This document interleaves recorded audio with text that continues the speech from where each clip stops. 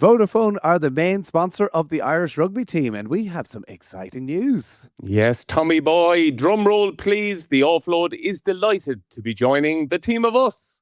Vodafone is about bringing fans closer than ever to the team, building the most connected rugby fan base around. Yes, Vodafone has powered some of Irish rugby's greatest moments, from winning championships to creating history in New Zealand and South Africa. And who will ever forget winning a Grand Slam in Twickenham on St. Patrick's Day? Oh, we were there. That was a cold one. The team of us is about building the most interconnected team and fan base on the planet. Vodafone, main sponsors of Irish rugby and the Offload podcast. Go on, the team of us.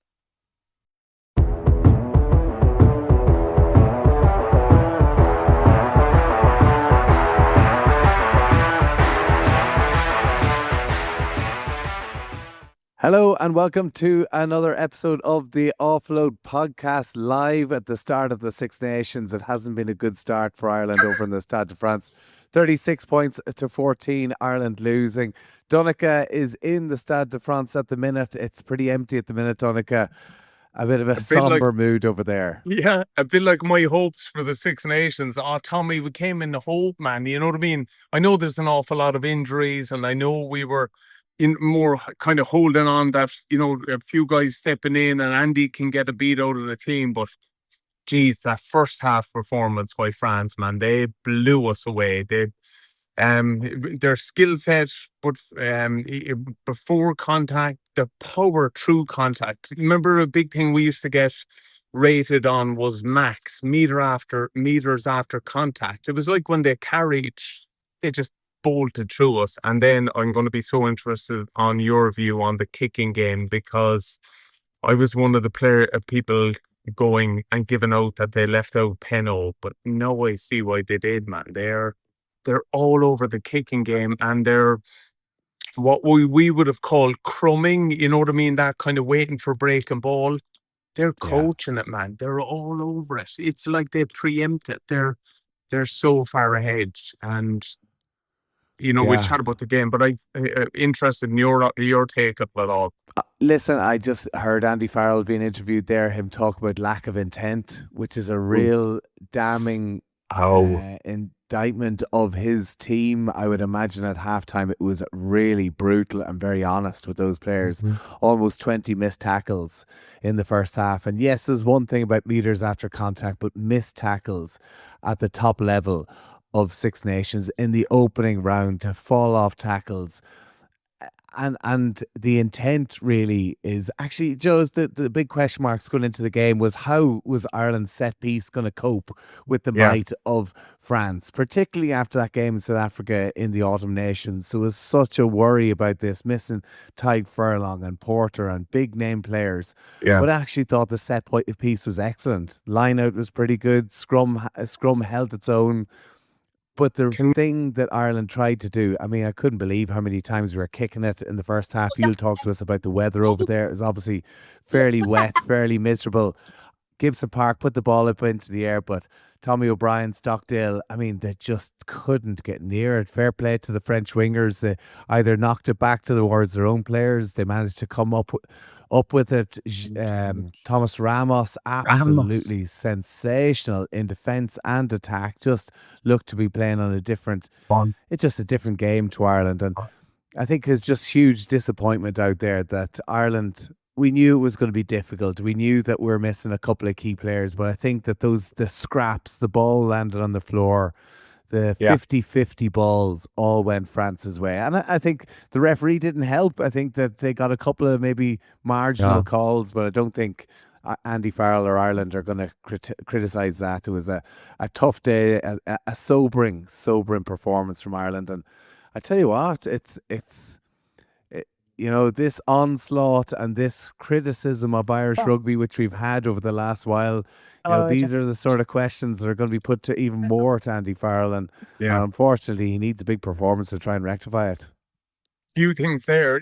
There was one, just can I go back on Ramos? There was one that he went up for a ball with Tommy O'Brien at the exact same time, and he lost the battle right in the air. But you could see he before they hit the ground, he managed to rob it on the way Yeah. down. And I'm there like, that's a trained skill. Like, that's how far ahead they are at the moment. I feel that they're coaching the kicking game a little bit better than we were. And all the things you touched on there, and I haven't heard Andy Farrell, but they're the ones that kill you, Tommy, isn't it? When you lose the kind of want battle in terms of their desire to get and win a breaking ball was higher than ours. And I'll be honest, that isn't a coachable, that's a character thing. And I'm not surprised to hear Andy call the team out on stuff like that, because that's one thing you could never question with this Irish team. I don't want to be overly harsh on them, because yet again, I was still proud of them. You know what I mean? I know maybe France pulled up the handbrake on kind of when they were 29 points up, but they still found a way to kind of get into the game. And I don't think you could ever question them. But you can't give France 29-point lead, man. Massive. No, I think credit to the bench. I think that the likes of Milne, Timoney, James Ryan, you could see him. He got stuck in as soon as he came on the pitch again. Conan tried to have some sort of an impact on the game. And I do think that the French pack that came on didn't really have anywhere near the sort of impact that the team did in the opening half. But like, talk to me about the atmosphere over there. It looked electric. It looked like the French team were there. The French crowd were there. Like, were there even any Irish supporters to Not be as seen? much. Not as much, to be fair. And at that kind of point when we got 14 points into it, you could see the team would need a rally of, you know what I mean? If there was that moment in the Rugby World Cup where this place was green, if it had that type of atmosphere, I'll be honest, it was on a different level tonight. Genuinely, I was kind of thinking Thursday night, who goes to rugby and stuff like that. At They've 9 o'clock in the evening. But Tommy, they're miles ahead. Like, if you're in event management in terms of setting up rugby, you have to get here. Like, the place was jammers 2 hours before kickoff. We were in good and Really? early. But there's discos, there's engagement with the crowd. They go through, they rehearse different things. And then the kind of like the prestige of the team coming out on the pitch, the lights, all that kind of stuff. It was incredible. It really, really was. Just the use of all the kind of flares and fireworks. And not only on the pitch, but off the pitch. France are ahead, man. Jesus, Biel Barry, how exceptional is he? I mean, you think of Dupont, you think of Jalibert, you think of Ramos, but Biel Barry, the first try he nearly scored, or I think it was Sam Prendergast up, Ollie Vaughan scoring in the 3rd minute. I was thinking, right, this is dangerous. Then, of course, that first try for him to be tackled, go down on his knees, and then go around Jacob Stockdale. I mean, the crowd must go berserk when he gets his hands on the ball. Absolutely. He was incredible tonight. And he made that. I couldn't believe, Tommy, take me through it, because you know the position. I don't know it. But always the short side. You know what I mean? When it's marked up like that, you think, no way. But it's like Dupont kind of goes, do you know what? With him on that short side, like, he might even have 3 meters, but I fancy it. He made the short side look like the M50, man. In 3 meters of space, they were having crack down there. It was wild. I don't know about the M50, maybe the N7 or something. The M50's chock-a-block. There's nobody moving in the M50. I meant for width. More like the Arc to 3 on Friday. I tell you what, just true. Space, go if you see a space and go for it. Big time. But Dupont again, listen, when you're on the front foot like he just had the ball, and like some of the offloading by France as well. Like, I have to say, as disappointing as it was to watch from an Irish point of view, so many of my friends and people were texting me with kind of emojis, and I just said, you know what, isn't it just a beauty to watch France in full flow? Yeah. And you said something there earlier on about the South Africa game. I think, to be fair, he's got a bit of a tough time, Galtier, about his selection and leaving out certain players, right? But I think he probably looked at Ireland losing to South Africa and said, I could pick a team of 140 kgers, big, massive men, but I don't want to win that way. And I think tonight they won in a complete French style that actually could be so, so dangerous if they can keep it going for 80 minutes. It will be a challenge. But you mentioned the atmosphere. I know this sounds nuts, Tommy, right? But it was like they went into a slumber and then the crowd demanded one more score. It was like, honestly, it was like a scene out of Gladiator. The crowd started going crazy. They were baying for another try and they just pulled in, you know what I mean? And managed to get the last score of the game at the whistle just purely because the crowd wanted it. It's just, I know it's that kind of French culture of kind of, the job is now done. But I think not only for us it is worry, but I think people looking around in kind of world rugby, France are dangerous now, aren't they? They are so. And listen, the fact that you could go into that game thinking the first game of the championship, this is the time to get them. But what a performance! Listen, talking, you were there doing commentary of Five Live. You had Chris Ashton, Chris Jones. I'm sure there's a couple of the Irish lads there around as well. Like, Andy Farrell's got a problem on his hands now, Donncha. This confirms between the loss to New Zealand at the start of autumn, obviously that hugely sobering loss to South Africa at the end. Then France again. This was a real blow, and at 29-0, it was not looking good. And I think that the 2 tries have made it look a little bit more respectable. But he's got to England away from home. It's going to be a tough challenge. Obviously, Scotland, Wales, and Italy at home. You would hope that they will be able to get over the line those, but real question marks over what Andy Farrell does to try and get that bit of want back again, because that's the bit that's what Connacht always had it up on the screen. Be world class at the things that it takes. No talent. You're right. No I know talent. Talent and no talent moments. Yeah, 100%. I kind of wouldn't go that far in terms of totally questioning him on that, but he was. No, but you're right. Questions now. There have to be questions about. There's certainly blood in the water, Tommy. There's blood in the water. Everyone's coming for us, and you went all the way to England, man. I wouldn't even go that far ahead. I don't mean to be alarmist, but if we perform like we're performing, Italy's going to be a big game. Like, it really is. We have to stop the rot. That's what we did in Marseille. Was it 2 years ago? Everyone was saying Johnny Sexton's gone. You know what I mean? This Irish team now is all age, and they just came out and they just gave, you know what I mean, the bully a bloody nose. Whereas we've been clipped around the place for too long now. And I think you're right. I think there is questions to be asked about certain areas. I personally, for me, the kicking game, I'm curious at that. I don't know well enough, but how are we so poor at that when when it's a skilled Irish players are good at fielding ball? The ball was on the money. I feel Stockdale just. He was second best to a lot of those, and he's been so good at that all season, playing a fullback, snatching the ball, going up in the air, getting above his opposite number. It just didn't work from tonight, and Tommy O'Brien the same. Even Jamie Osborne, any of those 50-50s, it just didn't. And there's one thing getting up and catching it cleanly. The other thing is about knocking it back onto your side, and that's where the scraps come into it. And every time France seemed to be just flooding that area, turning up with the ball. And you know what? The way the game is going is now with France. People talk about set piece and they talk about phase play. All this game now, with the way the kick game is going, it's all about transition play.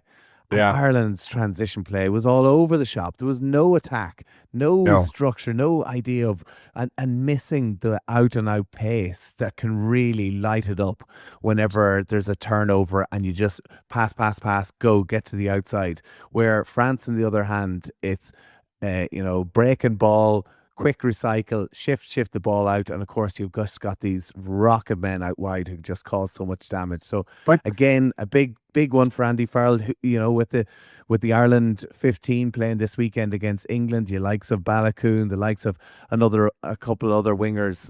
Is there that pace out there that can really cause other teams trouble when it comes to that bit of, I suppose, open play? Yeah. Chaos, being comfortable in chaos, as Stuart Lancaster always said. Agreed. The only thing, though, just on that, Tommy, one of the biggest areas for me that I think is gone, and it's of urgent importance to us, I think our phase attack, man. Our ability before to go to 34 phases. Now we go to one side of the pitch, and on the return, we get wiped out in midfield. It was good to be here tonight and to be able to see it. But just players bouncing up off the ground to get organised is so slow. And then that kind of nearly, generally we used to chat about 10s running the week, but getting barked at to get into position so that your useful attack, like that was one of our greatest thing. Our multi-phase game was incredible. I'll be honest with you.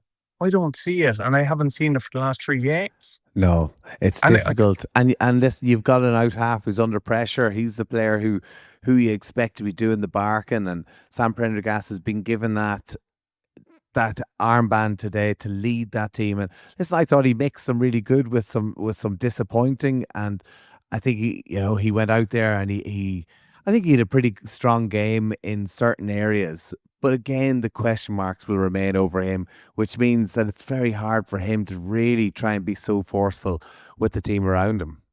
Yeah, but what does Andy do there? Genuinely, what can he do? He's backed him. He's kind of got to continue to back him, doesn't he? Yeah, and I don't think he played badly enough that he was to be dropped. No. And I think certainly with Crowley coming on, but not to replace Prendergast, kind of was. Listen, I don't know. I actually don't know. No, but just on that, right? If you know he's that way, do you have to go to McCluskey and Ringrose and say, listen? Because I remember, I was chat to Raj, and he said playing with Drico and Dars, man, was an armchair ride. Because they were so vocal. Even good and early, they'd be telling you, space left corner. We had the same with Rua Topoki. Like Raj was saying, it just made life so easy for him. With a young 10 like Sam Prendergast, do we need to have our outside backs way more vocal and spotting things for him and keeping them to kind of nearly a discipline of, you know what I mean? This is what we're doing, this play. This is it. And I know Stu McCluskey is a very quiet player, and so is Gary Ringrose. Gary, phenomenal defender, brilliant on the blitz defence, but really, is he getting involved enough in attack? Is he offering it as a second ball player? Is he being the eyes and the communicator out wide as well? So, yeah, lots of question marks.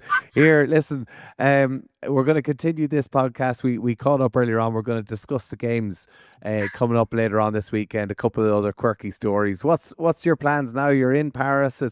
What's coming up on midnight soon? Yeah, it is. Yeah, I think there's chats of back to the hotel for pizza. Like, isn't that, you know what I mean? Oh, how wild. I promise, myself and Tommy, we had a chat earlier on about if the game didn't go our way, and we said, will we record a little bit to kind of go out in case two of us are sour afterwards? So I promise you, we're going to be upbeat in a few more minutes when you're hearing us. Oh, God, that was a tough watch, wasn't it? Jesus, but my God, France in full flow are really class to watch.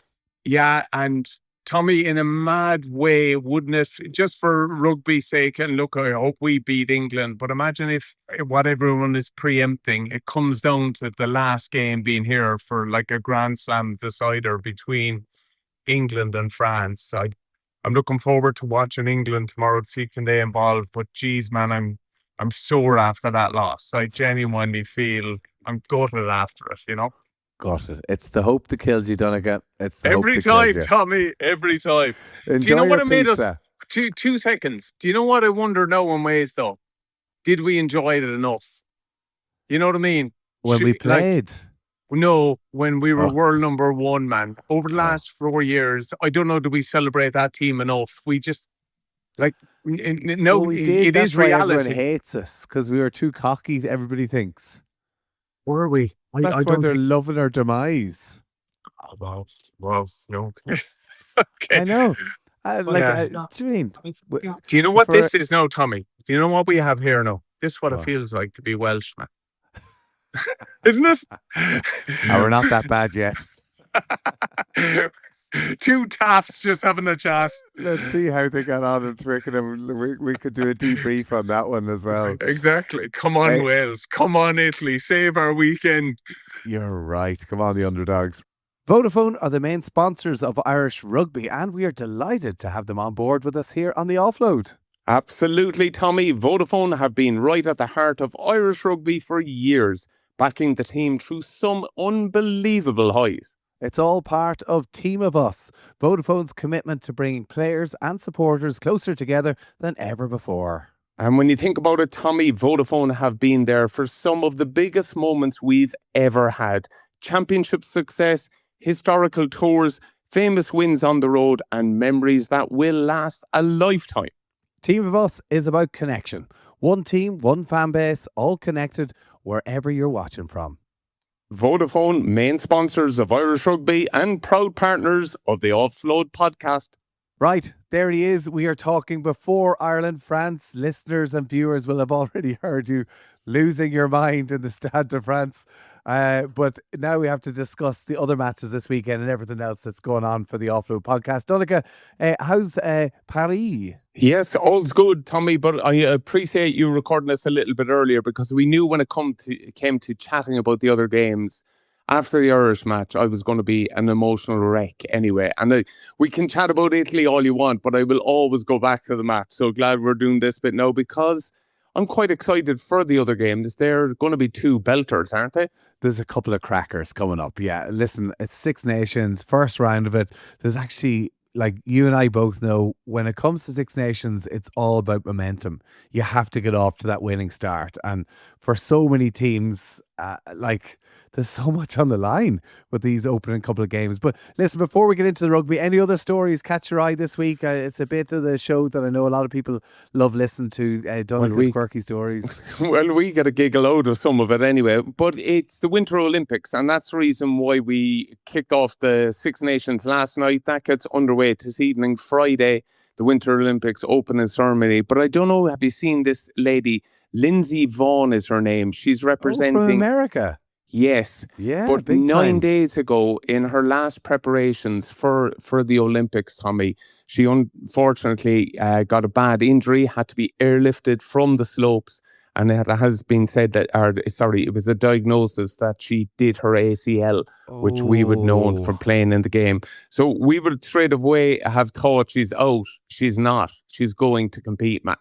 She's going to hopefully activate what she thinks she can offset with her quads, her hamstrings, kick in everything, her calves around her ACL, but then take it on with a brace and being taped up. She's she is a world champion. She's a former Olympian. But she is 40 years of age, and I probably think she's probably sensing that this might be the last time she wants to put in that absolute graft for 4 years. Wait to hear this, right? Now, we know an ACL is an absolute, it's just such the worst injury pretty much you can get. You're out for pretty much 9 months unless you're an absolute freak like Dan Sheehan.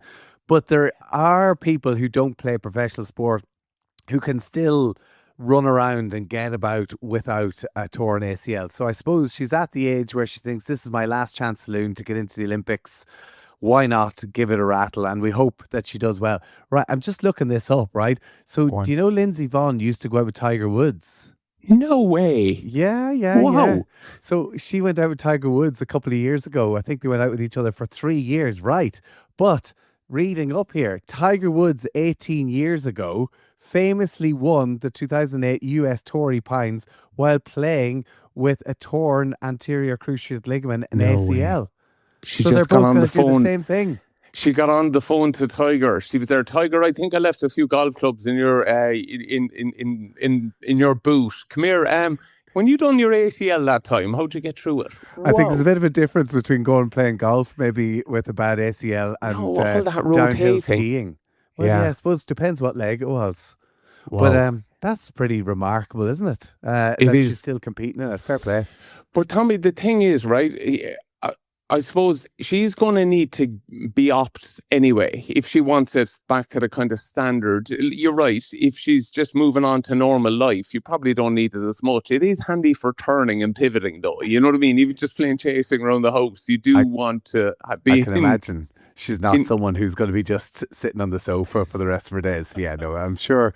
Listen, after the Olympics, best of luck to her. Right, I have another one here. I have another story. Hold on, before you go, could I ask, would you do it? If you're in her position, would you tape up? Would you give it a go? I don't know, could I, man? For the, like, I think everyone is taken away from the pain threshold here that she's going through to be able to tug out. No, you see, this is the thing with the ACL, right? Is that once the swelling goes down, right, it actually, your knee starts to, this is the annoying thing. So when you do your ACL, right, they can't do the surgery straight away on you for whatever reason because they can't get around the swelling. So you have to let the swelling go down, which could take a couple of weeks. But once the swelling goes down, bar twisting and turning, your knee almost feels back to normal again. So if the swelling goes down and she gets it strapped up so it can just stay straight and you don't have to twist, like, listen, there's obviously a chance you could do it. It happened to us one time with Dennis Leamy. Dennis Leamy did his ACL, right? He was clipping around home and he was flying, right? But any time he went to turn or pivot or move or, sidestep, he'd fall in a heap and then he'd jump straight back up and kind of he could go like a crow. That's all he could do. And he's, I don't know what's wrong with me at all. And then they brought him out, they do that kind of, that horrible gap test. Do you ever get that on your knee? Yeah. Oh, and they were like, you're done, man. Your ACL isn't there at all. He was, oh, jeez. I remember the days that I don't know who the coach was who tried to put Dennis Leamy into the centre, and it didn't take long to realise tackling kidney. Dennis Leamy doesn't go side to side; he just goes forward and backwards. He wasn't helped by the fact he was playing against Regan King with the Scarlets, who basically had him in his pocket within 3 minutes. I've brilliant. never seen a fish out of water quite like it. Right, another story from the Winter Olympics, and listen, I know we should be getting to Six Nations, but this is going to be an interesting one for you, right? Anti-doping chiefs had said they will look into extraordinary claims that Olympic ski jumpers have been injecting hyaluronic acid into their penises to enhance performance. Into their penises? Yes. Did you say that right, or have you got this story wrong? Right. Ski jumpers are subjected to 3D scanners to measure their bodysuits because any excess material can create a sail-like effect.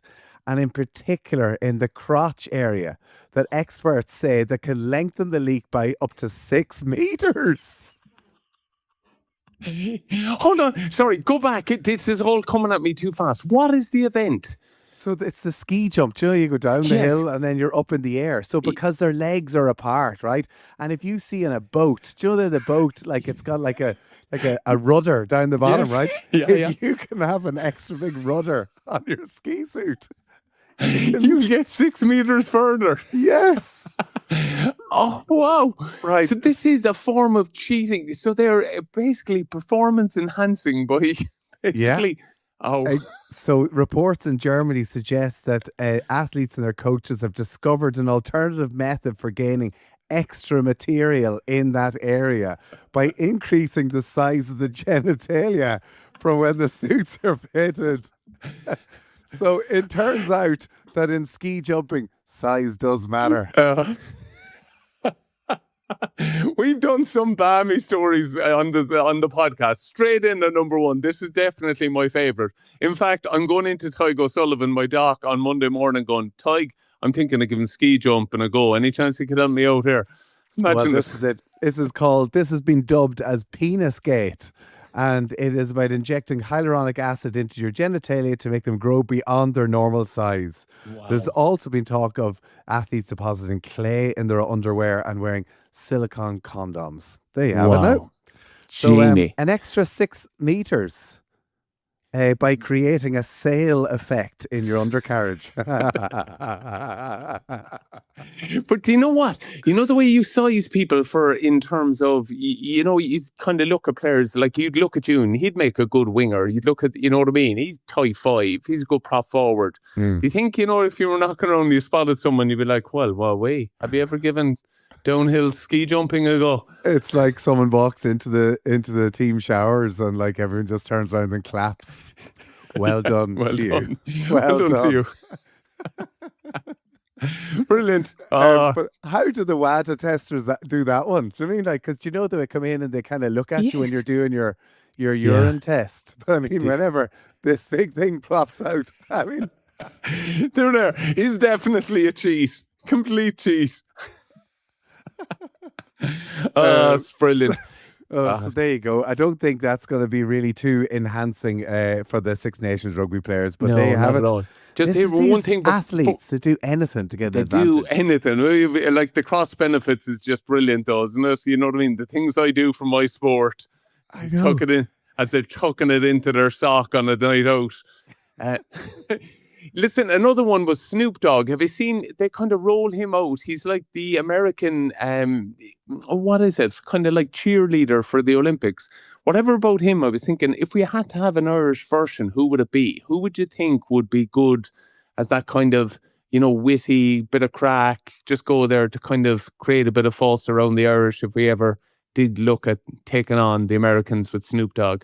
Oh, Bono or something? No. Yeah, Bono divides people, unfortunately. I mean, surely if the Edge starts off with a ding, like, or no, even a bit of Kingfisher or Amble at the minute, the kind of the banjo going, and it's not going to be Snoop Dogg, really, isn't it? No, but like, it's not. if you think about it, right? Have you seen the film Sinners? No, not yet. Right, it's up for like 16 Oscars. Okay. I watched it, wasn't that fussed. Don't see what all the hype is about. Yeah, but a bit like me with the piano. Remember the piano won like the record Academy Awards. I went to it. I was there, didn't get it. Don't get it. Obviously, it's these highbrow movies that just, give me Top Gun and Dumb and Dumber any day. Exactly. Me, myself, and Irene on repeat. Love it. Should have won all the Oscars. But anyway, Sinners is up for 16 Oscars, right? And the music is a huge part of it. It's all Irish music. And they're all singing, Jesus, what's the... the very Monte. Yes, Yeah. and that's the song that they keep singing. Rocky Road to Dublin. It's up, like the music and everything's up for it. So Rocky Road to Dublin, the Irish music. Take anyone on. Take Snoop Dogg. Take whoever you want. Great. A good old sesh. Yeah. And people be loving it. No, a bit of trad. What do you think? No, I think I'm with you. Trad performed behind Michael D. Higgins. Imagine rolling him out. You know what I mean? Now he's got the time. He'd probably fancy a ski holiday, and we could leave him compete. You know what I mean? He'd come out on the electric scooter again. He'd come out in the ski gear, and everyone be, well, wowie, Michael D. Look at this. Michael D. walked onto the Aviva Stadium that many times. It took him that long to get on, that long to get off. Thanks, but no thanks. Yeah, we're going over old ground. That's right. Let's chat ball. Italy, Scotland. What are you thinking? I think Saturday. Obviously, this kicks off at 2:10. England against Wales at 4:30. But Italy, Scotland. I have the feeling it's going to be a cracker of a match. Yeah. I think you could be right. What do we know is the basic question. Like Glasgow in flying form, Edinburgh through to the knockout stages. So kind of provincially or club-wise, those players are flying. And then if you look at the players that are playing overseas, Kinghorn doing really well with Toulouse, Finn Russell doing really well with Bath, you would think that they're nicely set for it. But I think that's been the frustration with Scotland for a number of years now. And I was just listening to other podcasts and reading in the media. They're kind of saying, what is a successful season for Scotland? And that is winning 4 games, which, to be fair, you win 4 games, you're in winning the championship. So I think, Scotland, they've never won the championship. They've won it when it was 5 nations, but never when it was a 6 nations. So for the time under this great group of players, it's their time to deliver, and not a bad one to get first, isn't it? Italy, you know what I mean? The one thing I like about Scotland at the minute is I haven't heard a huge amount of hype about them. I feel that they're actually kind of keeping their head down, not talking up winning the championship, and just kind of, let's just get into that first game. Then we've got Calcutta Cup up against England week 2. Let's just get stuck into it and get, like, if they can get because Razzie has spoke up with Italy. So it's not going to be, it's not the Italy of old. I mean, going to play against Italy in Rome this weekend is going to be really, really difficult. Yeah. So, and he's good to judge them, to be fair. I know he throws a few smoke bombs and tries to cause a bit of shit, but he played against them 3 times last year, and he thinks they can finish in the top 2. And like, top he doesn't. 2 or top 3? top three. Well, either way, it's still better than fighting it out for a feckin' wooden spoon, isn't it? But yeah, look, I think the frustration everyone's had with Scotland is the underachieving, really, or the just lack of consistency. They're brilliant against England. They always bring it. But then, you know what I mean, they kind of fall short. Like, a successful season for me, for Scotland, would be winning the Triple Crown. I know no one chats about it anymore, but I would think that's a successful year, no? Huge. I'm going to say this now, right? I think Scotland have their best opportunity of winning this year. Yeah. If you look at, right, get off to a start away from home, against Italy, right? You've got England at home, Calcutta match, Calcutta Cup, but they have a good record against England. And listen, England will probably have beaten Wales the weekend before. They'd be feeling a little bit smug. They'd be going into that game thinking that they're going to roll over Scotland. I think it's a big one. Then Scotland have Wales away from home, which could be a potential banana skin for them. That's the one I think that Wales will be really earmarking. They have France at home. Second last game is going to be difficult. But to have England and France both at home, both winnable games, like we saw the rugby that they can play at times if they can pull an 80-minute performance together. And then finally going to Dublin to finish it off, which has been a recipe for disaster for them in years gone by. Yeah. But I still just think that Glasgow, as you said, top of the league, playing brilliant rugby at the minute. Edinburgh going quite well. With Finn Russell, White back at scrum half, Kinghorn there too. I just think, listen, if they're going to do it and see a good, positive Six Nations with this golden generation, I think this is the year they got to try and do it. For me, I think this is a big one for Gregor. I know he has things lined up with Newcastle and he's consulting there, and maybe it is, you know what I mean, a transition phase. But I actually just think this game tomorrow is so big for him. Imagine if it didn't go well, Tommy. Like, just think of it from a Scottish point of view. If Italy beat them, I think he becomes under pressure straight away. Like, do you think I know Franco Smith, the Glasgow coach, would come in? Yeah, well, he's getting a beat out of them. You know what I mean? And like, I think if we saw anything with New Zealand and Scotty Roberts is, you know, the days of holding on and waiting are gone. If you've got the problem and you know where it is, you've got to answer it. So I do think it's a big one for Townsend tomorrow. I think Italy will surprise. They're always tough, man, aren't they? But now they've way more discipline. I think this kicking game suits them. The lack of escorting suits them. I think it could be a big game. And like the main thing for me is Scotland always under deliver. You know what I mean? I think you're right. Now's the time. You know, they have to realize that the window's fleeting and they're missing such opportunities. And listen, the best of luck to them. I would love to see an Italy win. We've seen Italy come back. They're a resurgent team. They have some really, really exciting players. Like, I gutted to see Capuzzo, the fullback, is not available for selection. He's out injured at the minute. They're missing a couple of key players, but I just think that they're playing some really. They've gone back. They've a big old pack. And they've got some really exciting centres and wingers as well. I just think that if they can get a bit of a ball rolling again, if they can get a good start up against Scotland, I just like when they've been written off for so long. And a couple of years ago, I remember me and you were talking, kind of saying like, what's the point of them even being in this competition? Yeah. And to see them. That was the week we went, the week before we went to Rome and had the best time of our lives, and two of us after were there. Do you know what? You have to have Italy. It is a super place to visit. Like, it's brilliant. Rome, Too it's good. Gorgeous.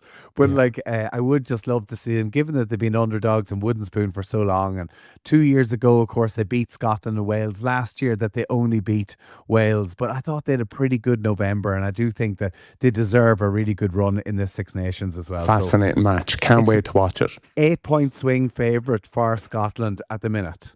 Okay, right. That's fair and right. And if Italy were to win this weekend, then of course they have Ireland. And while we're speaking at the minute, we don't know the score from tonight in Paris, but who knows what's going to happen in Dublin the following week. Right, let's move on to the next game. England up against Wales. I'm a bit fearful for this one. Yeah, and we got to touch on it. We were kind of trying to work out why Maro was on the bench, and then we heard the sad news of his mom passing away. Yeah. And I suppose we all love the game, but we realise family is so important, and you can imagine how tough it's been for him. One, dealing with all that and now trying to come in off the bench. And I think Twickenham will respond to him when he rolls on, won't they? Just kind of put that kind of warm hug around him and let him know that, and the players, you know what I mean? I know that it's got the name of the POM squad at the moment, but if your skipper was coming on there after the week he's had, you would empty yourself, wouldn't you? And I suppose, just want to say that we're feeling for him, because I can't imagine how difficult that'd be, and geez, how proud his mom would be of him. Whatever about a rugby player, which he is fantastic. What an incredible man. And captain his country, captain the Lions. And I know him and his mum, you always saw pictures of them together, very close together. And listen, absolutely, condolences go out to him. And I know that he took a few weeks off there, but to come back into this English team, to play against Wales, where there's always such a rivalry, and to come off the bench with Cowan Dickey, I told you, Tom Curry, Pollock, geez, that's a strong bench. And I think that's the game, Tommy. I think Wales will come out as they always do, man. I've always said it. Put a Welsh jersey on a Welsh player and they grow. You know what I mean? It turns into a cape. They're incredible. I think they're going to give it everything. But I do think when you can roll on a bench like that, it's just probably too much at the moment. And that's what England and France have over everyone else at the moment. I'm hoping for Wales. I know Steve Tandy's come in and he's trying to turn the tide a little bit, but you look at the way things are around the whole setup, the negativity around it, the kind of, it is very, very difficult at the moment to try to, just when you're around negative, bitching, whinging nonstop, to try to pull yourself out of it, and hopefully this team can do it.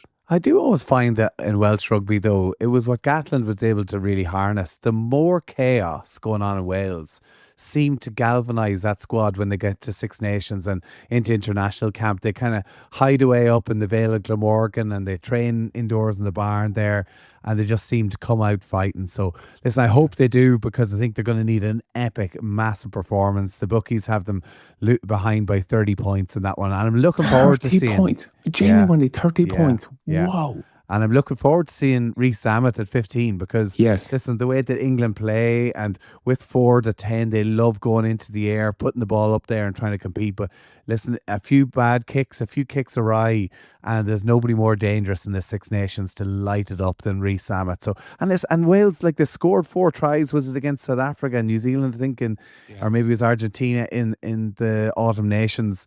They have the ability to score tries. It's just, can they stop? Can they put the body on the line? Can they, I remember you said a couple of weeks ago, conceding 40, 50, 60 points at test rugby is just, it's just not acceptable. And I think that if they don't sort out their defence, if they don't sort out an 80-minute performance, then they've no chance. Interesting there. I love your take on it, because I didn't think about it all that much. But Rhys Sammet at 15, you're right, man. So I heard Borthwick during the week saying Wales normally kick 30 times in the game, and he thinks against them it's going to be up around 50. And I was wondering, is he kind of, playing a bit of the Eddie Jones or the Razzies here and kind of baiting them a little bit to kind of, okay, we'll try to outrun you. But with that selection, you're right. They're basically kind of saying, okay, if this is a kick and duel, we're going to put one of the most dangerous players in the backfield that can light you up if you show him any bit of a kind of dog leg. So, yeah, interesting. Big time. And of course, then they've gone for a 6-2 split as well. So they've loaded the bench with forwards, knowing what's going to be coming off from that English pack as well. So, and even their back three, Josh Adams, experienced operator, Ellis Mee, who, tormented Ireland in the Six Nations last year. So, they have it in them. Who knows? Yeah. But it's going to be great. The big thing for me, though, is England, because we're chatting about them. You know what I mean? Steve Borthwick said it himself. They want to be flooding the channel. They want to be heading across to play in that Grand Slam game on the last game of the Six Nations. I'm not leaving that one go. I loved it. I know. Well done, England. You're back. Oh, yeah. But what I genuinely want to see from them is their own form of identity. I actually find what England do is just kind of replica teams they come up against. And I just look at selection a little bit. Ford is really safe, isn't he? He's the kind of 10 and 2. He'll look after, he'll play the corners. He'll keep your pack going forward. But with their backline, man, I just wonder, is there, you know what I mean? Is he the answer for igniting it into all-out attack? And I think England can win with that arm wrestle mentality, playing set piece, you know what I mean, kicking the corners, forward, keeping you going forward. But if they're to genuinely challenge the South Africas, the France, the big time, they need a bit more shape themselves, I think. And I just wonder, are they being too cautious with Ford at 10? I know what he gives you. He's a 10 I would love. He's my type of 10. Yeah. But not with a backline like that. No. Like, it's really interesting because they have Finn Smith and Marcus Smith, 2 young 10s. Marcus Smith a little bit older, but they've gone for Ford, who's the steady hand, where, you know, with Ireland, you kind of think of your Sam Prendergast, Crowley, and Harry Byrne, you might say, is that steady hand. But Farrell has resisted that and gone with, like, so that would be the likes of Borthwick probably going for a Finn Smith and give this young guy an opportunity to grow into the jersey. But I think what England needed was a steady hand. And when he's picked the likes of Arundel on one wing and Faye Waboso on the other wing, like, they do have mega speed there for those guys too. So if they can't get the ball out, that's what I'm saying, though. Like, but if you just have them fetching kicks, or, you know, yeah, true. I'm just wondering, is there a 10 there that could pull the strings, man? Come up with plays to ignite them. Look at the centre combination, even that back row. I'm not taking away from, like I said, George Ford. He's my 10, man. I would love to play with a 10 like that, keep me going forward. But I just wonder, are England being too cautious? And I think if they're to evolve, it might be good enough to get them to the final week, but I don't know, is it good enough to take on the powerhouses? They need to evolve their game. They need to be better. Okay, right. Hyaluronic penis on the table. Who's going to win? That's all I took from this podcast, man. I am straight off heading off to buy myself one of those ski suits. I'm going to look like, you know, the Jamaican bobslayers. That's what I'm going around. Walking with the legs out like John Wayne style. Right, before you head to the Stade de France, I'm so jealous that you're going to get to go. Who's going to win Six Nations this year? I think France are going to win the Six Nations. I don't know. Are we going to have a Grand Slam? Same. Yeah. I think Ireland are going to cause an upset for either England or France. I'm not too sure which one. And I hope to God it's tonight against France. So fingers crossed. You're going to be there. Are you look forward to going up? It's like, what's the weather like in Paris? Yeah, it was raining earlier on as we were coming in. But do you know what? I noticed and gave me an appreciation for when I came over here? What? Irish guards are sound, aren't they? So basically, the GPS on my phone got me to the back of the hotel, but you're not allowed to go up the road. So I had to jump out of the taxi. Right. And then I went to walk up and he was there, no, you can't go this way. And I was there, it's just there. You know what I mean? Like, here's my reservation. You know what I mean? This is where I go. No shit. Yeah, and they're intimidating too, man, with the guns and all that. Yeah. Not that he was going drawing a gun on me, Tommy, but we just seen it. I'm there like this. But you know the way an Irish guard there will go, you're off to the hotel, go on, will you? That's because the Irish guard doesn't have a gun. He's an old bat. And he's about 20 stone and you're never going to catch it. Stop it, don't be overly harsh. But the Irish guards, what they take for granted is that you're sound as well. And I'd rather be that way. I had to walk around the whole stadium to find the kind of entrance into it. They checked my bag there again to kind of go through it all the way back around. And I saw the spot where I was probably like 24 minutes ago.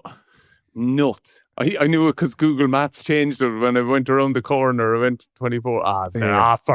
Is that not just French? French people in general. Do you know what I mean? The French. Oh, thank you. Yeah, I'm going to give Andy a shout. I need to take the team talk. The fucking French guards. The gendarme, isn't that what they're called? Yeah. Do you remember that bus trip on the way to games? Yes. So normally, when you get it in England, of course, the English police are very polite and properly and mannerly. They actually don't push any cars out of the way for you. Do you know what we realise? By getting an escort in England, you're actually hiring traffic. You know what I mean? Because they just come in front of you and slow you up. Whereas in France, man, they kick the shit out of the cars, don't they? Oh, it's unreal. The police escort in France is amazing. Oh, it's just like, like cars out of the way. It's like, I mean, they're literally kicking the back of the cars, getting them out of there. If they're not slapping the back of the boot if they haven't moved, love it. Do you know what I realised? My call it anxiety or whatever it was, I would normally try to have a coffee before I left the hotel, a kind of sharpish coffee for the match. But I noticed if I was in France, don't do that if I'm getting on for the police escort in France, because it just made me pure edgy. You know what I mean? It was like, oh, jeez. One other quickly one as well. Do you ever remember the time we went to Stade de France and a couple of fans jumped into the boot? They jumped into where the bags were. As leprechauns. And we got dressed up and they're all the Irish gear on, leprechauns gear, and we literally drove in underneath the stadium and Rala opened up the side doors of the bus and two lads jumped out. Two lads dressed up as leprechauns. I just started sprinting down the tunnel. They're probably still arrested over here for that, whereas at home they're like, lads, get out of it, ye rogues. Exactly. Oh, the good old days. Right, listen. Brilliant. Head off to the match, man. I am so buzzing. Start of the Six Nations. Love it, right? Have a great one tonight. The atmosphere is going to be amazing. Yeah, well done. Chat to you soon. Thanks. And of course, thanks very much to Vodafone for their continued support and to the Irish team and of course the Offload podcast. Go on the team of us.